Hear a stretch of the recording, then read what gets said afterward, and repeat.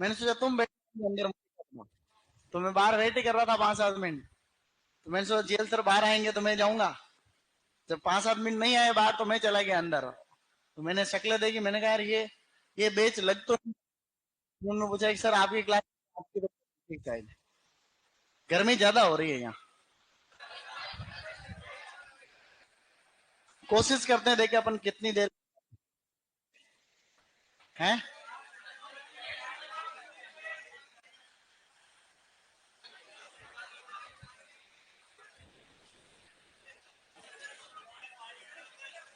वो पर्दे को ऐसे कर दो और उस खिड़की को खोल दो।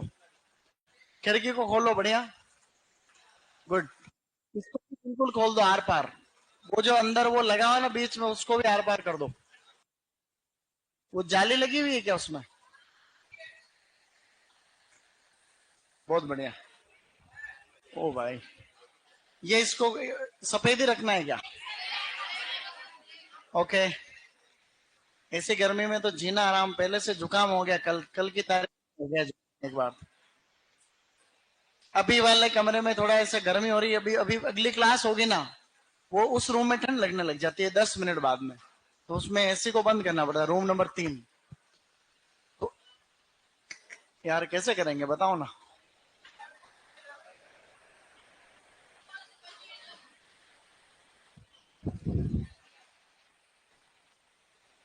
मैं उनको फोन करता हूँ, देखे कोशिश तो करते हैं अपन।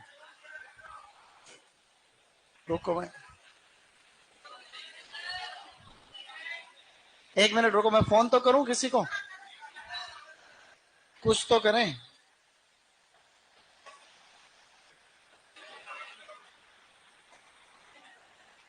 आप लोग चुप क्यों नहीं रहते हो? मैंने कहा ना जितना शांत रहोगे उतनी कम गर्मी होगी। मेरे को भी हो गई गर्मी, लेकिन क्या करे बताओ।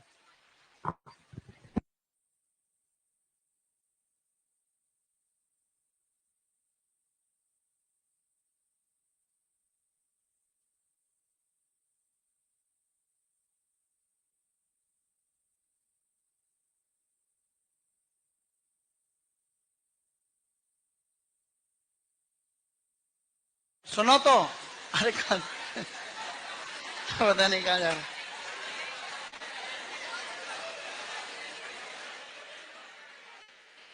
मैं उनको बोलता हूँ लड़के चुपचाप निकल के जा रहे हैं बाहर।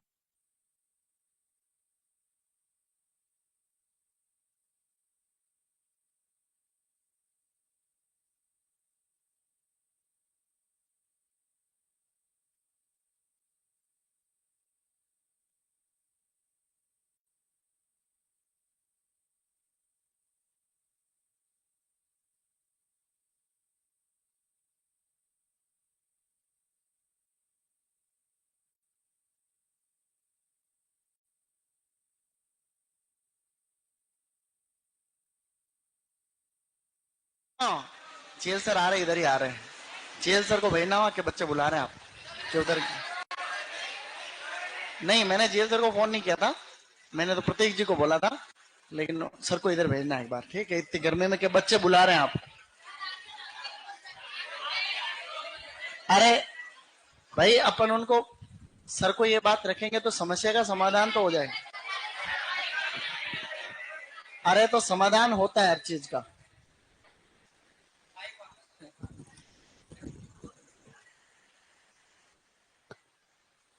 मैं आपको पहले क्या क्या गया था कि काउंटिंग में एरर की वजह से आज आपको यहाँ बिठा दिया गया है। पहले क्या क्या गया ना। अब इस एक ही बात को बार बार बोलने से कोई मतलब नहीं है। अब कोई बच्चा अगर अनकंफर्ट फील कर रहा है तो पूरा सिस्टम दे रखा है अपन ने, ऑनलाइन सिस्टम भी दे रखा है। जब आपको पता है सर आ गए थे, अपने को बता के चले गए, मैं खुद मेरे कपड़े खराब कर लिए यहाँ आपके बीच में बैठ के रह के चला गया। तो कोई बच्चा अगर नहीं बैठ पा रहा है तो वो चला जाएगा, वो ऑनलाइन ले लेगा। आज कल से आपको मैंने बोल दिया कि उधर क्लास लगा देंगे आपकी। ग्रेजुएशन किए हुए बच्चे हो, ज्यादातर समझदार बच्चे हो। मैं खुद ही आपके सुविधा करने वाला हूँ। मुझे पता है आपको बैठने के लिए व्यवस्था देनी है। मैं खुद यहाँ मगजमारी करके ये कह के गया कि कल यहीं बैठना है। क्या कह के गया मैं? तो यहाँ फिर सर की 1 मिनट और खराब करने का क्या मतलब है, जब आपको पता है इसका सोल्यूशन यही इस बात का। अच्छा, आज ही अगर पॉसिबल होता तो मैं आज ही आपको उधर बिठा देता ना। भाई इतना तो कॉमन सेंस आप कुछ तो सोच समझ के आए ही होगे कि रोहिल में चलते हैं। तो कुछ तो हम दिमाग लेके चलते ही हैं। तो जब यहाँ जगह ही नहीं थी, उधर व्यवस्था होती तो मैं उधर बिठा देता आपको, लेकिन मैं भी तो दिमाग लगा रहा था भाई क्या किया जा सकता है। तो मतलब एक ही ऑप्शन है कि इनको कल उधर ही बिठाया जाएगा। बात समझ में आई? अब आप कल यहाँ नहीं बैठोगे, इसका मतलब कोई और बैच बैठेगा। तो उन बच्चों को भी मैं समझा के आया हूँ कि कल आपको यहाँ बैठना है, आपको हम उधर क्यों लेके जा रहे हैं ये भी बता दें, क्योंकि इसकी कैपेसिटी है उससे ज्यादा आप हो। उधर वाले बच्चे इस रूम में व्यवस्थित तरीके से आ जाएंगे। हमने डक्टिंग सिस्टम लगा रखा है सब जगह। मैंने उनको बोल दिया कि कोशिश करेंगे 3 दिन में डक्ट सिस्टम लगा दे, अदरवाइज 7 दिन में हम लगा देंगे। हालांकि इस साल हमारे यहाँ लगाने की इच्छा नहीं थी, लेकिन मैं खुद बैठ के देख रहा हूँ, क्योंकि हमारे से मिस्टेक ये हो गई कि इस बोर्ड को उधर की बजाय इधर लगा दिया। अब उसको खोल भी नहीं सकते ना बंद कर सकते, उधर से सूरज की रोशनी आती है। इंजीनियरिंग एरर है इसके अंदर, इसलिए समस्या आई है। क्या मतलब है, कोई 5 आ रहे हैं, कोई बैग लेके घूम रहा है, क्या मतलब है? कंटेंट पे उधर ध्यान दो ना, मैटर पे। जब आपकी बात ही होगी, सॉल्यूशन भी उसका हो गया, उसके बाद में क्या मतलब है? सबका टाइम खराब है। तो नेता बनना नहीं है, चुनाव लड़ने नहीं है ना, भी सामने है सरपंचों वाले हैं तो उसमें आप लोग वैसे अलाउ नहीं हो क्या सर? समझो बात को भाई। कल आज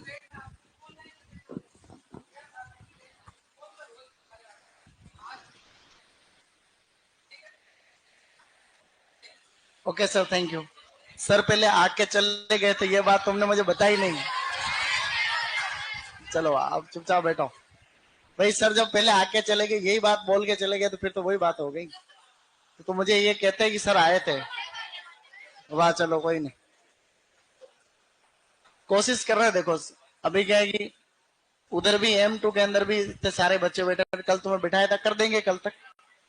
इसको मैं वापस वो कर देता हूँ। वास्तव में गर्मी हो ही रही है, ये बात सही है, लेकिन अब क्या करें। अब मैं तो क्या ही कहूँ, सर कह के गए थे अभी।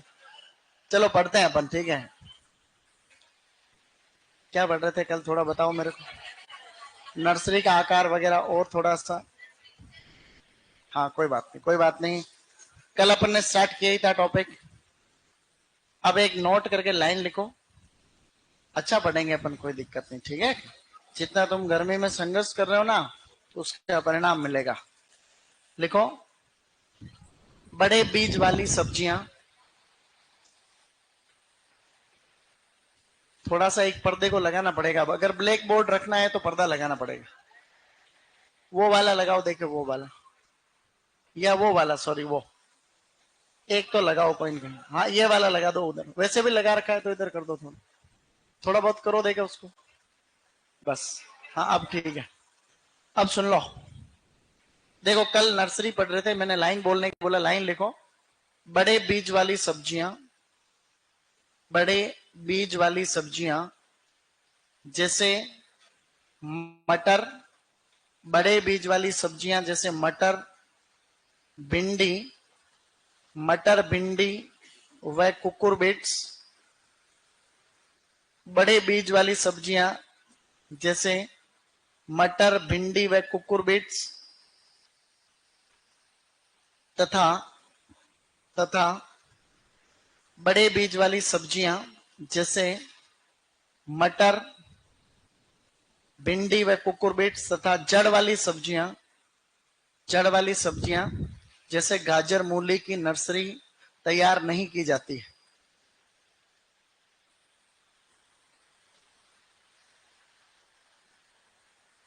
बड़े बीज वाली सब्जियां जैसे मटर, भिंडी व कुकुरबिट्स तथा जड़ वाली सब्जियां जैसे गाजर, मूली की नर्सरी तैयार नहीं की जाती।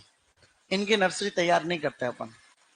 जड़ वाली सब्जियां जैसे गाजर, मूली की नर्सरी तैयार नहीं की जाती। बस। अब आप लोगों को क्या करना है बेटा, आगे बढ़ने की कोशिश करनी है। गुड, अच्छा कर रहे हो, कोई दिक्कत नहीं है। सुनो अब इधर देखना, एक टॉपिक डाल देना पॉइंट, और फिर सुनना 2 मिनट। टॉपिक डालो, पौध प्रतिरोपण। पौध प्रतिरोपण को हम लोग बोलते हैं ट्रांसप्लांटिंग। Transplanting, transplanting. पौध प्रतिरोपण को हम लोग बोलते हैं ट्रांसप्लांटिंग। ऐसे लिखो, फिर 2 मिनट समझो, फिर आगे अपन आवश्यकता अनुसार आगे बढ़ेंगे। देखो बेटा, ऑनलाइन वालों को भी आराम से फोकस करना बोर्ड के ऊपर। आज थोड़ी सी गर्मी ज्यादा है इसलिए दिक्कत हो रही है, कल से नहीं होगी, ठीक है, शाबाश। अब ये एक नर्सरी की क्यारी है, ये एक नर्सरी की क्यारी, ये दूसरी नर्सरी की क्यारी है, और ये है खेत। ये नर्सरी की एक क्यारी है, ये नर्सरी की दूसरी क्यारी है, और ये खेत को बोलते हैं फील्ड। क्या कहते हैं? फील्ड है। तो होता क्या है कि भाई नर्सरी में हम लोग पौधे रखते हैं, 40 दिन 45 दिन इसमें पौधे तैयार होते हैं, उसके बाद में हम उनको लगा देते हैं खेत में। नर्सरी से खेत में लगाने की क्रिया कहलाती है ट्रांसप्लांटिंग। क्या कहलाती है? ट्रांसप्लांटिंग। देखो यहां लिखा अपन ने ट्रांसप्लांटिंग। ट्रांसप्लांटिंग शब्द का मतलब हुआ नर्सरी से पौधों को खेत में लगाना। अब होता क्या है कि आजकल एक नया सिस्टम चल रहा है, डबल ट्रांसप्लांटिंग कहते हैं उसको। जैसे अपन नर्सरी से खेत में लगाने में 40 दिन लग रहे हैं माना कि, तो 20 दिन पौधों को इस क्यारी में रखते हैं, 20 दिन इस क्यारी में रखते हैं, फिर लगाते हैं, वापस लगाते हैं। मतलब जैसे इस पौधे को उखाड़ते हैं, इसमें फिर लगाते हैं, फिर इसमें लगाते हैं, इसको डबल ट्रांसप्लांटिंग कहते हैं। इससे जड़ों का विकास अच्छा होता है। तो एक क्यारी से दूसरी क्यारी में पौधे लगाने की प्रक्रिया प्रिकिंग कहलाती है। क्या कहलाती है? प्रिकिंग। ये क्वेश्चन आजकल ट्रेंडिंग है, 2-3 अलग अलग बड़े एग्जाम के अंदर आ गया, तुम्हारे भी आ सकता है कि नर्सरी की एक क्यारी से दूसरी क्यारी में पौधों को लगाने को क्या बोलते हैं अपन? प्रिकिंग कहते हैं। जो नर्सरी में छोटे पौधे होते हैं उनको पौध कहते हैं। क्या कहते हैं? पौध। अंग्रेजी में उनको कहा जाता है सेपलिंग, या इनको कहा जाता है सीडलिंग। छोटे पौधों को हम क्या कहते हैं? सीडलिंग या सेपलिंग कहते हैं, ठीक है ना। ये अभी आपको याद नहीं रखना। अब हम नर्सरी से खेत में लगाएंगे तो पौधों की कितनी उम्र होनी चाहिए तब वो खेत में लगाने लायक हो जाते हैं? तो मैं यहां पर एक शब्द लिख रहा हूं, प्रतिरोपण उम्र। क्या लिख रहा हूं? कि प्रतिरोपण की उम्र क्या होनी चाहिए, भाई कितने दिन के पौधे हो जाएंगे तब हम उनको जो है खेत में लगा सकते हैं। तो जितने भी फल होते हैं उनको हम लगाएंगे जब वो नर्सरी में 1 से 1.5 साल के हो जाएंगे। 1 साल से 1.5 साल का कोई भी फल हो गया जैसे आम, तो आपने तब आप उसको खेत में लगा लो। लेकिन इसका अपवाद है पपीता। पपीता को हम लोग 1 से 1.5 से 2 महीने की उम्र में ही हम लोग लगाते हैं। ये पपीता है। पपीता, क्योंकि पपीता के पौधे की उम्र ही कम होती है, तो हम उसको जो है 45 से 60 दिन में ही हम लोग उसको नर्सरी से खेत में लगा देते हैं। इसको हम कहते हैं 1.5 से 2 माह। क्या कहते हैं? हाँ, तो ये प्रश्न भी आता है एग्जाम में कि पपीता को हम लोग कितने टाइम पे लगा देंगे, तो 1.5 से 2 महीने में लगाते हैं। बाकी सब फलों को हम लोग 1 से 1.5 साल में लगाते हैं। इसके अलावा जितनी भी सब्जियां होती है, सब्जियां यानी वेजिटेबल्स, उन सब्जियों को हम लोग लगभग 4 से 5 सप्ताह या 6 सप्ताह तक की हो जाती है सब्जियां, तब हम लोग लगाते हैं। इसमें भी अपवाद है प्याज, ये आपको याद रखना है। उसमें भी प्याज में 500 मीटर स्क्वायर था क्षेत्रफल, सही बात है। तो इधर भी जो है प्याज है। तो प्याज को तैयार होने में समय लगता है 6 से 8 सप्ताह। कितना टाइम लगता है? 6 से 8 सप्ताह। तो प्याज को ज्यादा दिन लगते हैं तैयार होने में, और पपीता को बाकी फलों से कम लगते हैं। ये पपीता वाला प्रश्न अभी एक एग्जाम के अंदर पूछा गया था, उसका नाम है गार्डन सुपरिंटेंडेंट। क्या है? उद्यान अधीक्षक का एक पेपर होता है, उसके अंदर पूछा गया था। अब आप एक काम करो, पौध प्रतिरोपण के आगे लाइन लिखो। पौध प्रतिरोपण के आगे लाइन लिखनी है आपको कि पौध को अंग्रेजी में लिखना कोष्टक में सेपलिंग और सीडलिंग। ऐसे लिखो, पौध को अंग्रेजी में लिखना कोष्टक में सेपलिंग या सीडलिंग। पौध को कोष्टक में लिखना सेपलिंग या सीडलिंग। छोटे पौधों को पौध कहते हैं, उसको सेपलिंग या सीडलिंग कहते हैं। पौध को नर्सरी से खेत में लगाने की क्रिया ट्रांसप्लांटिंग कहलाती है। ट्रांसप्लांटिंग किसको कह रहे हैं? पौध को नर्सरी से खेत में लगाने की क्रिया। पौध को नर्सरी से खेत में लगाने की क्रिया, ठीक है। इसको हमने बोल दिया। इसके जस्ट नीचे आपको लिखना है प्रिकिंग। इसके जस्ट नीचे ये अंग्रेजी वाला शब्द लिखना, PRICKING, प्रिकिंग। शाबाश, पूरा सिस्टम गीला हो गया है, गर्मी ज्यादा, उमस। प्रिकिंग लिख लिया आपने। प्रिकिंग के आगे लिखना है आपको लाइन। प्रिकिंग इंपोर्टेंट है ना, अंग्रेजी में लिखना PRICKING। युवा पौध को, छोटे पौधों को बोलते हैं युवा पौध, ऐसे लिखो, युवा पौध को नर्सरी से खेत में लगाने की क्रिया। युवा पौध को नर्सरी से, सॉरी, हाँ अब वापस किसी ने लिखा थोड़ी, क्या लिख दिया तो गलत, अभी वापस बोल रहा हूं। युवा पौध को एक क्यारी से दूसरी क्यारी में लगाने की क्रिया। युवा पौध को एक क्यारी से दूसरी क्यारी में लगाने की क्रिया। युवा पौध को एक क्यारी से दूसरी क्यारी में लगाने की क्रिया। ये अति महत्वपूर्ण लाइन है। अभी एक तो फर्स्ट ग्रेड में और एक रिसर्च ऑफिसर में ये लाइन आई हुई कि युवा पौध को एक क्यारी से दूसरी क्यारी में लगाना क्या कहलाता है? प्रिकिंग कहलाता है। अब इसके जस्ट नीचे करो पौध प्रतिरोपण उम्र, पौध प्रतिरोपण उम्र, और बोर्ड पे लिखी हुई उम्र लिखनी। फलों की 1 से 1.5 वर्ष, पपीता अपवाद 1.5 से 2 माह, सब्जियां 4 से 5 सप्ताह, और फिर लिखना है प्याज 6 से 8 सप्ताह। ठीक है, पौध प्रतिरोपण उम्र जो बोर्ड पे लिखी हुई है वही लिखनी। क्या बात, पीछे तो फिर भी इतनी गर्मी नहीं है। ठीक है है क्या?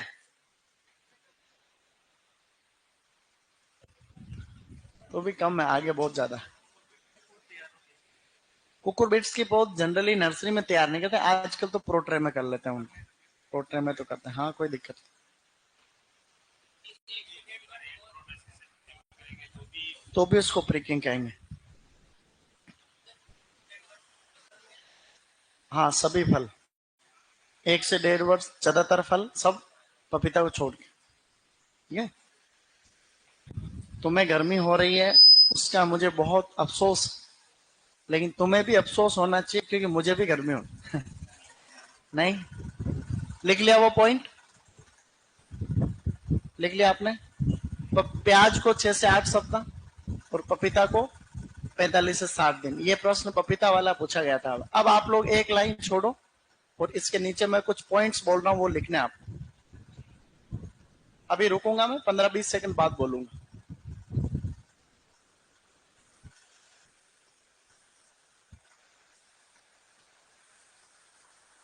नोट करके पहला पॉइंट लिखो। किसी का छूट रहा बोर्ड वाला बेटा? हाँ लिखो लिखो, कोई दिक्कत नहीं, आराम से। आज तो अपन कुछ पढ़ रहे हैं वही बड़ी बात नहीं। हाँ आराम से। अब लिखो पहला पॉइंट, नर्सरी से हमेशा, नोट करके पॉइंट लिखना आराम से, नर्सरी से हमेशा 15% अधिक पौधे खरीदने चाहिए। नर्सरी से हमेशा 15%, 15, नर्सरी से हमेशा 15% अधिक पौधे खरीदने चाहिए। 15 नर्सरी से हमेशा 15% अधिक पौधे खरीदने चाहिए। दूसरा पॉइंट, पहला बोला नर्सरी से हमेशा 15% अधिक पौधे खरीदने चाहिए। अब दूसरा, पौध प्रतिरोपण सायकाल में करना चाहिए, शाम के टाइम पे। पौध प्रतिरोपण सायकाल में करना चाहिए, शाम के टाइम। पौध प्रतिरोपण सायकाल में करना चाहिए, यानी इवनिंग के टाइम पे, गुड इवनिंग में करना चाहिए। अगला पॉइंट खास है वो लिखो, फलों की नर्सरी में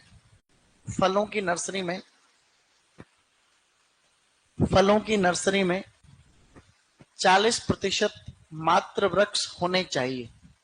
फलों की नर्सरी में 40% मात्र वृक्ष होने चाहिए।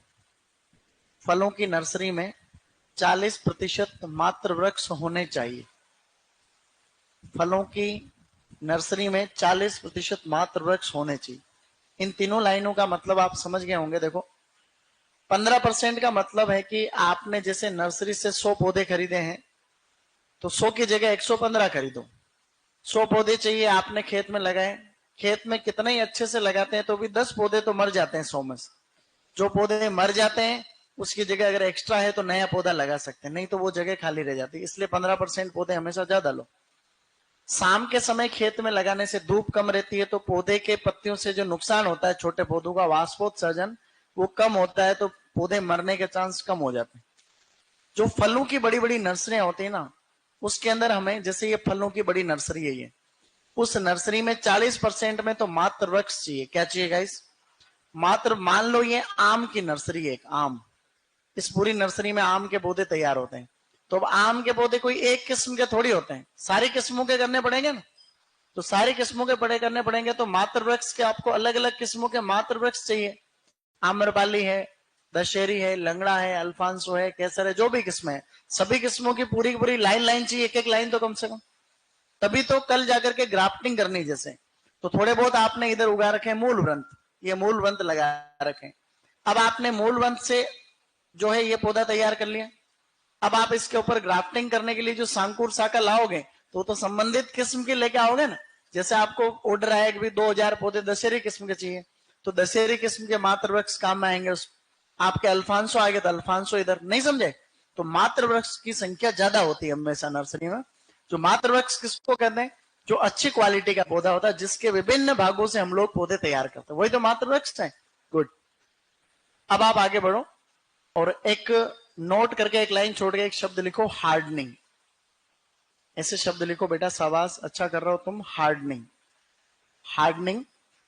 इस हार्डनिंग का मतलब हिंदी में याद रख लेना, हार्डनिंग। बाकी कोई इसमें लोड नहीं है। देखो, अगर आप नर्सरी से पौधों को सीधा उखाड़ करके खेत में लगाओगे तो पौधे मर जाएंगे।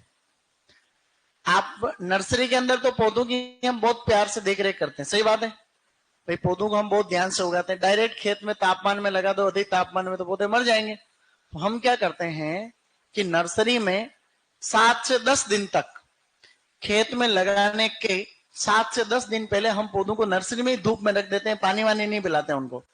तो पौधे क्या करते हैं, बाहरी वातावरण को सीख जाते हैं थोड़ा, कि अगर हमें खेत में लगाएंगे तो वहां तापमान ज्यादा रहेगा। तो पौधे थोड़े हार्ड हो जाते हैं। कैसे हो जाते हैं?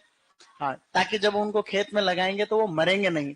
तो पौधे को बाहरी वातावरण के अनुकूल डालने को हम क्या कहते हैं? हार्डनिंग कहते हैं। तो लाइन लिखो एक, पौध प्रतिरोपण के कुछ दिन पूर्व, नर्सरी चल रही बेटा, नर्सरी। ऑनलाइन वाले बेटा कल पढ़ रहे थे उसी का नर्सरी, अभी प्रवर्धन नहीं पढ़ रहे अपन।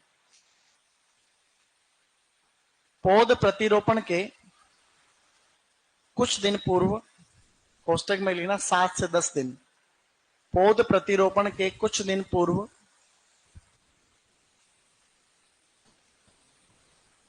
नर्सरी में, पौध प्रतिरोपण के कुछ दिन पूर्व, कोष्टक में लिखना 7 से 10 दिन, कोष्टक में लिखना था 7 से 10 दिन, नर्सरी में सिंचाई बंद कर दी जाती है। पौध प्रतिरोपण के कुछ दिन पूर्व नर्सरी में सिंचाई बंद कर दी जाती है एवं पौधों को धूप में रखा जाता है। हाँ, क्या करना है? कौन सी टीवी? तो यहाँ तो चल रही। कौन से कमरे में? नहीं नहीं, यहाँ तो नहीं हो रही, उस कमरे में हो रही होगी। तो बंद मत करना, चेक कर लो आप, चेक कर लो ना, बंद मत करना इसको, है? तो बंद मत करो, थोड़ी देर 15 मिनट बात करो आप। 4:20 के लिए बोला, तो अभी 4:20 थोड़ी हुए, तो आप 4:20 पे नहीं आए इसलिए। तो उनको फोन करो, उनको लेके आओ आप साथ में। वो क्या डिस्टर्ब हो रही क्लास ऑलरेडी, तो उनको फोन कर लो सर को। अरे दिया तो आप एक बार फोन करो जिन्होंने दिया उनको। पौध प्रतिरोपण के कुछ दिन पूर्व नर्सरी में सिंचाई बंद कर दी जाती है एवं पौधों को धूप में रखा जाता है। पौधों को धूप में रखा जाता है, सिंचाई बंद कर दी जाती है एवं पौधों को धूप में रखा जाता है ताकि उनमें ताकि उनमें ताकि उनमें धूप में रखा जाता है ताकि उनमें बाहरी वातावरण को सहन करने की क्षमता को बढ़ाया जा सके। ताकि उनमें बाहरी वातावरण को सहन करने की क्षमता को बढ़ाया जा सके। ताकि उनमें बाहरी वातावरण को सहन करने की क्षमता को बढ़ाया जा सके। इसका मतलब क्या होता है कि पौधों को बाहरी वातावरण के अनुकूल डालना। कुछ भी खास बात है क्या इसमें? अब इस नर्सरी को अपन आज नर्सरी तो पढ़ ही लेंगे अपन, अभी तो खूब टाइम है अपने पास। क्या ये लाइन आप लोग सफलतापूर्वक लिख पाए? गुड। अब एक लाइन छोड़ करके नए जमाने की नर्सरी लिखो, हाईटेक नर्सरी। अब हम एंट्री करने वाले हैं हाईटेक। तो अब लिखो हाईटेक नर्सरी। तुम्हारे में से कौन कौन से स्टूडेंट आरसीए कॉलेज के अंदर हमारे हॉर्टिकल्चर डिपार्टमेंट की हाईटेक यूनिट गए हुए हैं? हाईटेक कौन कौन गया बात कर? कोई नहीं गया अपने आरसीए में हाईटेक। तो वहां पर हमने क्या कर रखा है, नर्सरी, पोली हाउस से बहुत सारे, तो और एक छोटी पोली हाउस वाली नर्सरी बना रखी है हमने। ये नर्सरी इतनी बढ़िया होती है, कुछ कम से कम मेहनत लगती है और मस्त पौधे तैयार होते हैं, सस्ते पौधे। तो उस नर्सरी में हम क्या करते हैं, वो इसी तरीके से पोली हाउस में, अभी जिस तो माहौल में बैठे हो ना, इसी माहौल में पोली हाउस में यह माहौल रहता है। आप कभी किसी पोली हाउस में कौन कौन गए? तो पोली हाउस के अंदर जाते तो अभी जैसी गर्मी है वैसी पोली हाउस में रहती है। तो पोली हाउस में हमेशा टेम्परेचर ज्यादा रहता है। तो उस हाईटेक नर्सरी के अंदर भी थोड़ी गर्मी रहती है। तो हाईटेक नर्सरी कुछ नहीं होती है, एक बढ़िया से किसी नेट से ढकी हुई या पॉलीथीन से ढकी हुई एक छोटा पोली हाउस होता है इतना सा। उसके अंदर एक ट्रे होती है, बस एक छोटी छोटी बहुत सारी ट्रे होती है ऐसी, जैसे उनको बोलते हैं प्रो ट्रे। क्या बोलते हैं? प्लास्टिक की ट्रे होती है, उनको प्रो ट्रे कहते हैं। एक एक प्लास्टिक की ट्रे मान लो, अगर बड़े आकार के छेद हैं उसमें तो कम छेद होते हैं, और अगर छोटे छोटे हैं तो ज्यादा होते हैं उसमें। जैसे अभी जो हम लोग काम में ले रहे हैं उसमें 7 लाइनें तो ऐसे हैं, ये 7 छेद तो ऐसे हैं और 14 ऐसे। तो 7 को 14 से गुणा करो, किसको आता है बताओ कितने आते हैं? 14 साते कितने होते हैं? 98। 14 साते 98 होते हैं क्या? तो अभी जो हम उसमें काम में ले रहे हैं, जो ये प्रो ट्रे, वो प्लास्टिक की ट्रे होती है छोटी सी, 20 रुपए से चालू है, 20 रुपए से 60 70 80 रुपए तक की ट्रे आती है। उसमें हम जो काम में ले रहे हैं 7 लाइन ऐसे 14 ऐसे, तो कितने हो गए? 14 इंटू 7 98। तो उस 98 छेद है उसमें छोटे छोटे से ऐसे। तो एक बार में हम एक ट्रे से 98, इतनी सी ट्रे होती है, इतनी लंबी चौड़ी बस। तो 98 पौधे तैयार हो जाते हैं एक ट्रे में। अब देख लो आप, अब उसमें पौधे तैयार कैसे करते हैं हम लोग? उसमें एक मिश्रण भरते हैं हम लोग, मिश्रण यानी मीडिया। उसमें एक मिश्रण भरेंगे जिसको बोलेंगे मीडिया। उस ट्रे के अंदर जो मिश्रण भरा जाता है उसमें 3 चीजें रहती है। एक तो उसमें रहता है कोकोपिट। क्या रहता है बेटा? Very good. एक उसमें रहता है परलाइट। क्या रहता है?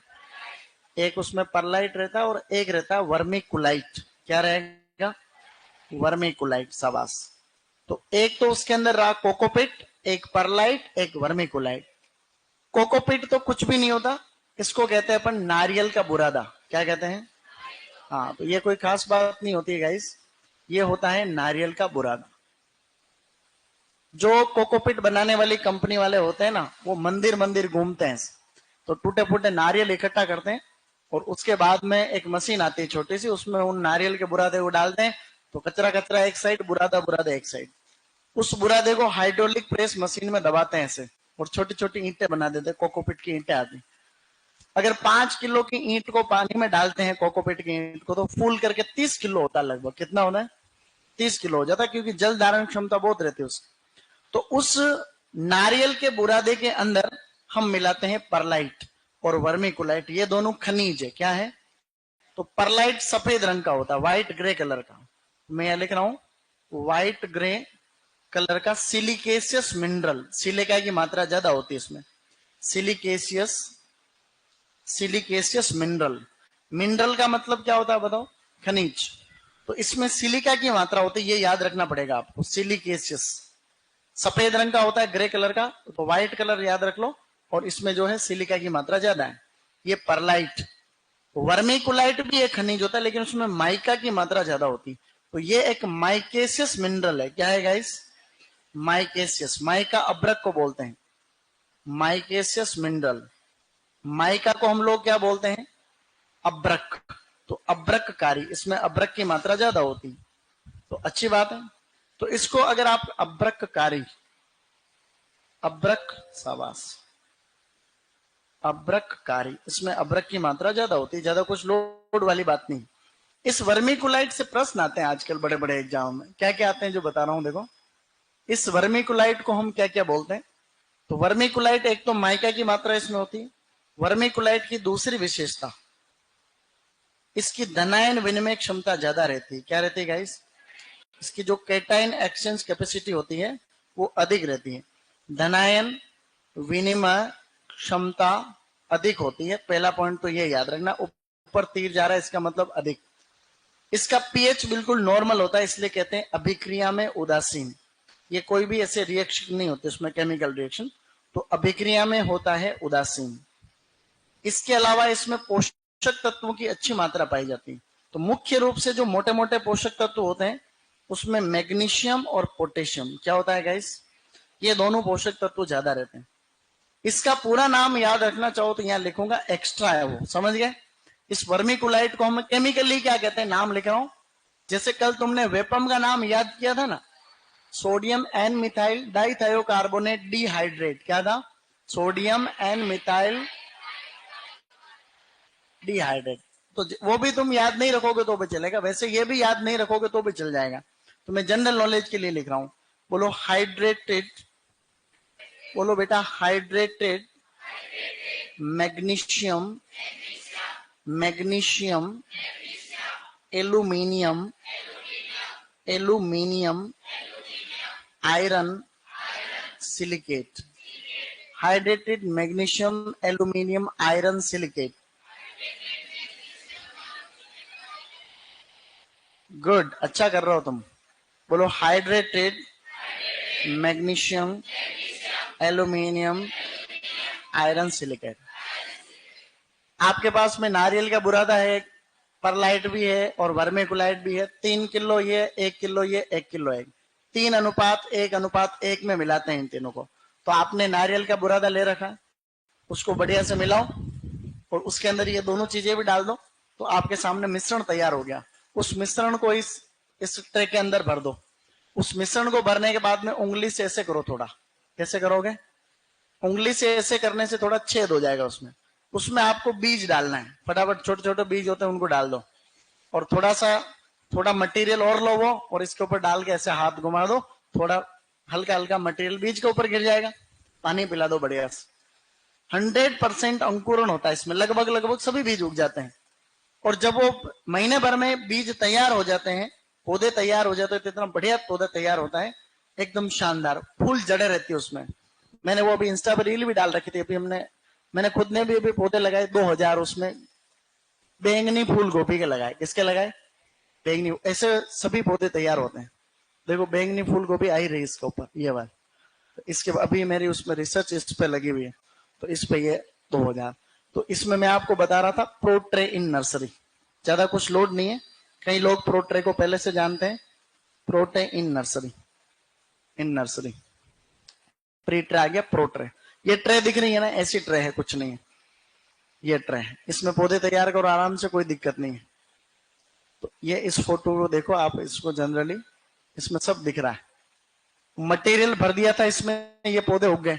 इस तने को जब पकड़ के खींचते हैं तो सारा मैटर, पूरी पूरी बोल निकल के आती। क्या? उसके चारों तरफ जड़े देखो आप, इतनी सारी जड़ें जड़े रहती है। तो पौधे को जब खेत में लगाते हो तो मरता नहीं है इसमें, तो सफलता की दर बहुत ज्यादा रहती है। इसको कहते हैं बोल। क्या बोलते हैं? तो जब प्रोट्रे में पौधे तैयार करते हैं ना, तो तकनीकी भाषा में इंटरव्यू में पूछते हैं, इसको बोल कल्चर भी कहते हैं। क्या कहते हैं अपन? ऐसे पौधे जो तैयार कर रहे हैं, इस प्रोसेस को बोल कल्चर कहा जाता है। हाईटेक नर्सरी में जो हम पौधे तैयार करेंगे उसको हम और क्या बोल सकते हैं? लास्ट में कहीं लिख देना ऊपर ही ऊपर, बोल कल्चर। नर्सरी में पौधे तैयार करने को अपन बोल कल्चर भी कहते हैं। तो प्रोट्रे में ये तीनों मिश्रण लेते हैं, बोलो कोकोपीट, परलाइट, वर्मिकुलाइट। अभी एमपीयू एटी यूनिवर्सिटी के कृषि पर्यवेक्षक में प्रश्न आया था, निम्नलिखित में से हाईटेक नर्सरी में कौन सा मटेरियल काम में नहीं आता है? Cocopeat, perlite, vermiculite, vermi compost.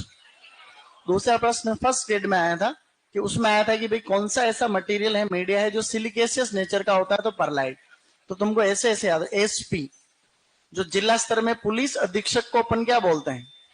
तो सिलिकेशियस परलाइट। कैसे याद रखोगे? तो सिलिकेशियस परलाइट। और इसको याद देखो, वर्मिकुलाइट में सीधा पता ही चल रहा है, मी आ रहा, मी यानी माइकेशियस। क्या आ रहा है? देखो मी, सही नहीं है? वर्मी आ रहा है, तो वह का मतलब वर्मिकुलाइट है ये, और मी का मतलब इस नाम से पता चल रहा है माइका। क्या है? तो ये माइकेशियस होता है, ये एसपी। सिलिकेशियस कौन होता है? परलाइट होता है। उल्टा पुल्टा नहीं होगा कभी। तो अब आप लोग लिखो, हाईटेक नर्सरी डाल दो, फिर प्रो ट्रे में लाइन लिखो आगे। ये प्रो ट्रे कहते हैं किसको?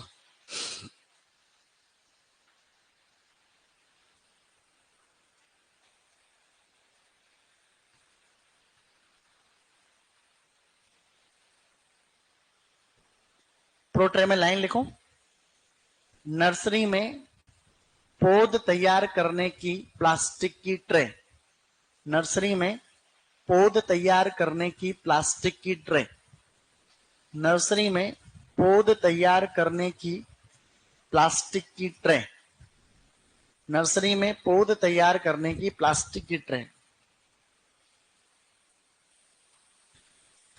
अब उसमें आपको सीधा नीचे लिखना मिश्रण या मीडिया कौन सा भरते हैं, और तीनों पॉइंट आपको लिखने, 3:1:1, और वर्मिकुलाइट में नीचे वाले सारे पॉइंट लिखने। तो जैसे बोर्ड पे लिखा है एज इट इज, आपको लिखना है।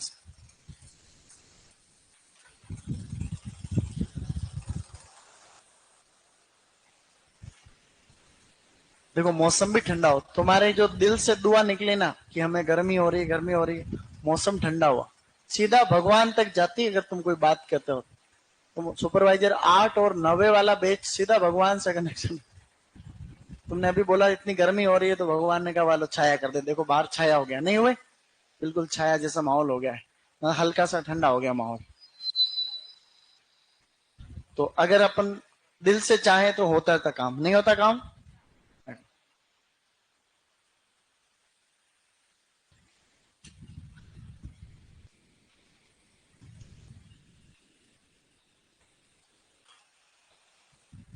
है फोन आ रहा है, फोन तो आते रहते हैं, तुम तो लिखो अब। फोन ऐसा कोई जरूरी नहीं है कुछ भी, अपने ऐसा कोई एक भी आपातकाल वाला फोन नहीं आएगा कभी। फोन तो आते रहते हैं, चलती है गाड़ी तो उड़ती है धूल, जलते हैं दुश्मन तो खिलते हैं फूल। ऐसा ट्रक के पीछे लिखा हुआ नहीं?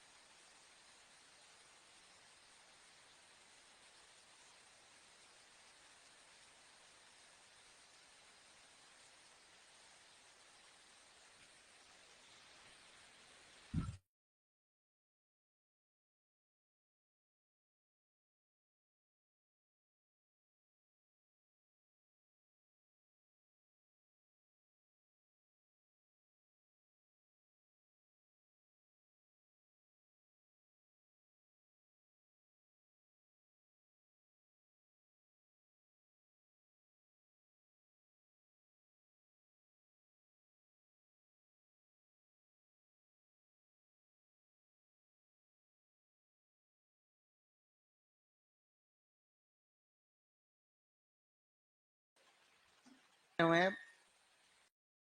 630, इतने आते हैं क्या ऑनलाइन? दो भेजे तो क्या हुआ? शाबाश बेटा, अब दिख जाएगा, देखो अब दिख रहा है। Good. So it's been too long to see you. Is everything all right? Please take regular. Good. Okay बेटा, अब रेगुलर लेंगे क्लास।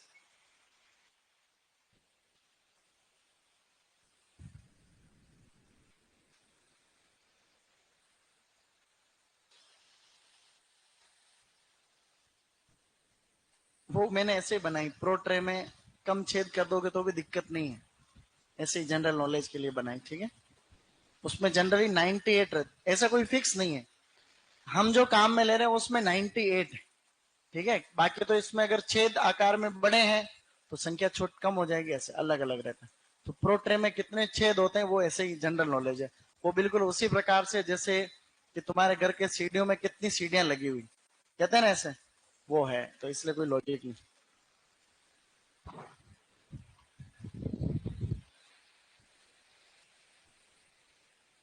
सर इस टॉपिक से क्वेश्चन कैसे बनेंगे? अभी बताया ना मैंने, 3 क्वेश्चन। प्रश्न आएगा कि प्रोट्रे जो होती तो प्रोट्रे होती है नर्सरी में पौधे तैयार करने की ट्रे। कोकोपिट, इसमें प्रोट्रे में कौन सा मिश्रण काम में लेते हैं हाईटेक में? तो कोकोपिट, परलाइट, वर्मिकुलाइट लेते हैं। सही नहीं? किस अनुपात में लेते हैं? 3:1। कि सिलिकेशियस मिनरल कौन सा होता है, तो परलाइट होता है। माइकेशियस कौन सा होता है, तो ऐसे इजी से लेकर के कठिन प्रश्न आ सकते हैं। सही है, किसी के छूट रहा अभी तक? हाथ खड़ा करो देंगे। लिखो लिखो, 20 सेकंड में और लिख लोगे आप लोग।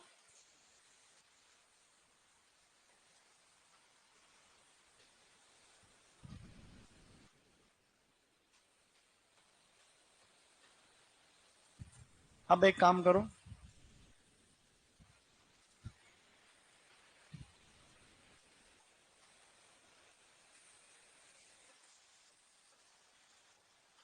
ये तो हो गई नर्सरी, हो गई हाईटेक सब। एक नर्सरी में क्या आजकल गर्म कैरी ओवर बनाते हैं, उसको हॉट बेड कहते हैं। क्या कहते हैं? हॉट बेड कहते हैं। तो वो एक एग्जाम में आया हुआ प्रश्न, इसलिए लिख रहे, इंपॉर्टेंट नहीं। तो इसके आगे दो चीजें लिखना, एक ही लिख लेना। ये डन सबके? गुड। जो हम काम में लेते हैं नर्सरी में, एक लेते हैं हॉट बेड। ऐसे लिखो, हॉट बेड। गर्म क्यारी को हॉट बेड कहते हैं, कोई अलग से नई बात नहीं। हॉट बेड का मतलब हुआ गर्म क्यारी। तो जो हम गर्म क्यारी बनाते हैं, उस गर्म क्यारी की साइज क्या रहती, ऐसा प्रश्न आया हुआ है।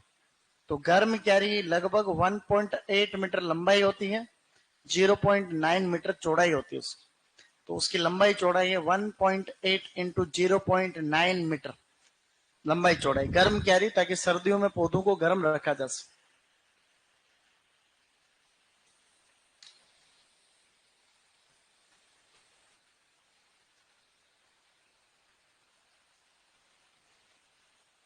नीचे उसमें लिखा हुआ था स्रोत क्या है, मैग्नीशियम पोटेशियम। मैग्नीशियम पोटेशियम नीचे लाइन में ये लिखा हुआ था। ऑनलाइन वालों को अगर सिलेबस चाहिए तो रॉयल इंस्टीट्यूट के ऐप के ऊपर मिल जाएगा आपको, और अगर नहीं मिलेगा तो आज मैं अपलोड करवा दूंगा। सही बात है, आप लोग को वो व्यवस्था कर रहा हूं मैं। अगर किसी को पुराना सिलेबस प्लस पुराने पेपर चाहिए, किस किस को चाहिए हाथ खड़ा करो, प्रिंट फॉर्म में, तो मैं कहीं से अवेलेबल करवा रहा हूँ। जहां अवेलेबल कराऊंगा 2-3 दिन में आपको बता दूंगा। ठीक है, गुड। 7 पेपर है मेरे पास में, और एक सिलेबस। जितने फोटो कॉपी के रुपए लगेंगे, गुड। वो तो एक प्रकार की सेवा है।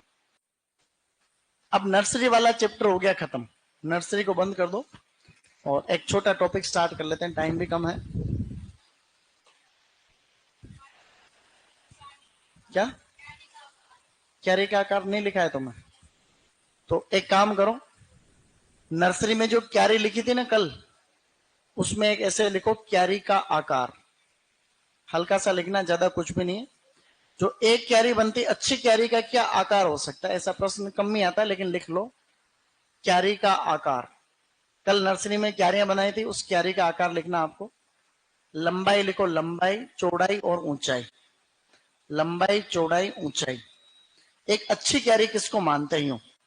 एक अच्छी क्यारी 3 से 5 मीटर लंबी होती है, 1 से 1.5 मीटर चौड़ी होती है, और 15 सेंटीमीटर वो ऊंची होती है।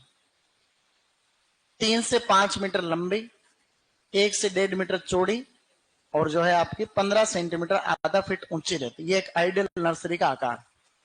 लंबाई होती है 3 से 5 मीटर। अगर इनमें से ऐसे और इंपॉर्टेंट याद रखना हो तो 3 मीटर लंबी, 1 मीटर चौड़ी, 15 सेंटीमीटर ऊंची।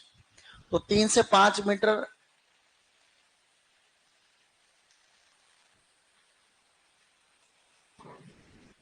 ओके, कई बच्चे ऑनलाइन वाले मेरी किताब के बारे में पूछ रहे हैं।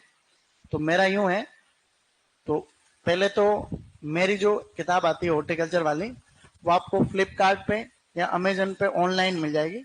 उसमें आपको लिखना है सोनू कुमावत हॉर्टिकल्चर। इसके अलावा राजस्थान के लगभग लगभग सभी बुक स्टोर में मिलेगी। यहाँ मुझे बच्चे पूछते रहते, कल भी पूछ रहे थे, आज भी पूछ रहे थे। तो कालका माता मंदिर के पास में एक स्टेशनरी की दुकान है, वहां पूरे राजस्थान में सबसे सस्ती वही मिलती है, 250 रुपए मिलती है वहां, लास्ट रेट है। लेकिन ये किताब लेना अनिवार्य नहीं है, मार्केटिंग नहीं कर रहा हूं। आप अगर प्रैक्टिस करने के लिए ले रहे हो तो अच्छी बात है, तो क्वेश्चन हल करने तो उसमें टॉपिक वाइज क्वेश्चन दे रखे हैं, तो आप पढ़ सकते हो वहां से। लेकिन जरूरी नहीं है, क्योंकि मैं थ्योरी पढ़ा रहा हूँ वो पढ़ ले। अगर प्रैक्टिस के लिए चाहिए तो आप ले सकते हो, बाकी मैं ये नहीं कर रहा हूँ वो लेनी लेनी, नहीं तो तुम कहोगे सर पैसे कमाने का कर रहे हो जुगाड़। तो ये पूछ रहे हैं इसलिए बता रहा हूँ, इसलिए ऐसा कुछ भी नहीं। अब एक काम करो, एक टॉपिक डालो छोटा वाला, विपरीत मौसमी परिस्थितियां। ऐसे लिखो, विपरीत मौसमी परिस्थितियां, विपरीत मौसमी परिस्थितियां। टॉपिक डालो, ये आपके उसमें सुपरवाइजर के सिलेबस में लिखा हुआ है, विपरीत मौसमी परिस्थितियां। पुस्तक में लिखना है adverse weather conditions, adverse weather conditions, adverse weather conditions. ये पर्यावरण की विपरीत परिस्थितियां जो होती है मौसम वाली, उनसे पौधों को किस प्रकार से नुकसान होता है और कैसे हम लोग कॉमन प्रॉब्लम से बच सकते हैं। तो पहली जो प्रॉब्लम है उसको हम लोग कहते हैं पाला पड़ना। तो फर्स्ट प्रॉब्लम लिखो पाला, 2 मिनट समझो फिर लिख लेना इसको, फ्रॉस्ट। तो पहली प्रॉब्लम हम पढ़ेंगे पाला या फ्रॉस्ट। टॉपिक डाल दिया आपने। तो पहली प्रॉब्लम है पाला या फ्रॉस्ट। अपने गांव में अनुभव के आधार पर बड़े बुजुर्ग कहते हैं, मौसम को देख के बता देते कि बारिश होगी नहीं होगी, कैसा क्या हो रहा आने वाले टाइम। उसी प्रकार से पाले पड़ने की भी कुछ संभावनाएं होती है। अगर ऐसा है, कुछ ऐसे साइन है, इंडिकेटर है, उनसे पता चल जाता है कि पाला पड़ने वाला है। तो उसके जस्ट लिखो आगे पाला पड़ने की संभावनाएं। ऐसे लिखो पाला पड़ने की, पाला पड़ने की संभावनाएं, पाला पड़ने की संभावनाएं। ठीक है, पाला पड़ने की संभावनाएं, पॉसिबिलिटीज ऑफ फ्रॉस्ट, कि भाई पाला कब पड़ेगा। तो पाला पड़ने की जो संभावनाएं हैं, यहीं से भी प्रश्न आता है। तो 2-3 ऐसी संभावनाएं हैं जिनसे हमें यह पता चलता है कि अब पाला पड़ जाएगा। सबसे पहले तो पाला पड़ने का जो समय रहता है, जो माह रहता है, वो रहता है दिसंबर जनवरी। जो समय है वो है बेटा दिसंबर जनवरी। कोई भी पूछे कि पाला कब पड़ेगा, तो दिसंबर जनवरी में पाला पड़ेगा, क्योंकि सर्दी के मौसम में पाला पड़ता है। अब दिसंबर जनवरी में जो पाला पड़ता है, उसमें आपने देखा कि आप सुबह के टाइम पे खेत में जाते हैं, जो ओस होती है वो बर्फ में जम जाती है। देखा तुमने, वो बर्फ वही पाला है। एक्चुअली होता क्या है, सर्दी के मौसम में जब तापमान 0 डिग्री सेंटीग्रेड से नीचे चला जाता है ना, तो कोशिका, पौधे की कोशिकाओं में जो पानी रहता है वो जम जाता है। उसके परिणाम स्वरूप कोशिकाओं का आयतन बढ़ता है और कोशिकाएं फट जाती है। कोशिकाएं फटने के परिणाम स्वरूप पौधे मर जाते हैं। तापमान कम है, जम जाएगा, बर्फ जम जाएगा। तो जब कोशिकाओं में बर्फ जम गया तो कोशिकाएं फट जाती है, उससे पौधे मर जाते। पाला पड़ने की संभावनाओं में पहली संभावना लिखो, इसमें पहली संभावना लिखो कि पाला कब पड़ेगा। नया टॉपिक है ये, ऑनलाइन वाले बेटा नया टॉपिक है, पाला पड़ने की संभावनाएं। उसमें पहली संभावना लिखो, जब आसमान साफ हो। पाला पड़ने की पहली संभावना है कि जब आसमान साफ हो, यानी बिल्कुल बादल वगैरह नहीं है, सर्दी का मौसम है, बादल नहीं है, इसका मतलब पाला पड़ सकता है। सेकंड, दोपहर बाद में हवा चलना बंद हो जाए। दोपहर बाद में हवा चलना बंद हो जाए। दोपहर बाद में हवा चलना बंद हो जाए। दोपहर बाद का मतलब इस जगह शाम का टाइम भी आ सकता है कि सायकाल में हवा। दोपहर बाद का मतलब दोपहर के बाद हवा नहीं चलेगी, शांत हो जाएगा माहौल, इसका मतलब पाला पड़ेगा। इस लास्ट पॉइंट तीसरा लिखो, सर्दियों में, तीसरा पॉइंट पाला पड़ने की संभावना में तीसरा पॉइंट, सर्दियों में जब शांत व दीर्घकालीन रातों में, सर्दियों में जब शांत, शांत CALM काम, शांत, सर्दियों में जब शांत व दीर्घकालीन रातों में तापमान जमाव बिंदु से नीचे चला जाए। सर्दियों में जब शांत व दीर्घकालीन रातों में तापमान जमाव बिंदु से नीचे चला जाए, ये तीनों संभावनाएं हैं। अब पाला पड़ेगा। इस 0 डिग्री से नीचे जाने को हम जमाव बिंदु से नीचे जाना कहते हैं। ठीक है, बस तो अभी आपने क्या करा, आज के लिए यहीं तक करेंगे अपन, सही बात है, क्योंकि अगली क्लास में ब्रेक भी नहीं है, 2 मिनट की रेस्ट की जरूरत भी पड़ेगी, तुम्हें भी पड़ेगी, मेरे को भी पड़ेगी, सही नहीं? अच्छा किया अपन ने। संघर्ष के अंदर जो व्यक्ति पढ़ता है वो ही एक लेवल होता है, नहीं भाई? गर्मी में, सर्दी में, यही तो संघर्ष है। पढ़ना कोई संघर्ष नहीं है, शरीर को तकलीफ देकर के पढ़ने में फिर संघर्ष